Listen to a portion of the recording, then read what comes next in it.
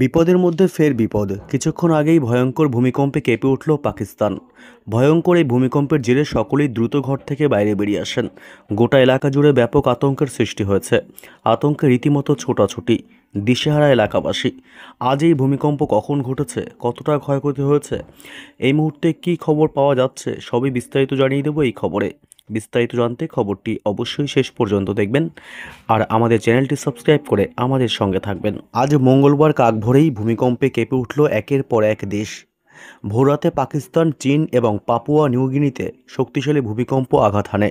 ভূমিকম্পের কম্পনের আতঙ্কে সাধারণ মানুষ ঘরবাড়ি ছেড়ে রাস্তায় বেরিয়ে আসেন।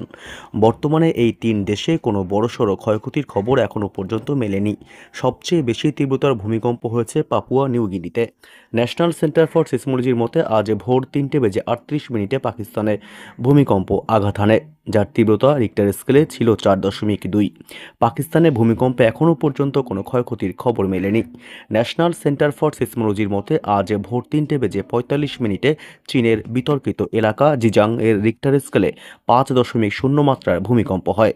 পাপুয়া নিউগিনির উত্তর উপকূলে এদিন ভোর 3:16 রিক্টার স্কেলে 6.5 মাত্রার একটি ভূমিকম্প আঘাত হানে। ন্যাশনাল সিসমোলজিক্যাল সেন্টার এখনও পর্যন্ত 3টি জায়গায় কোনো ক্ষয়ক্ষতির খবর দেয়নি।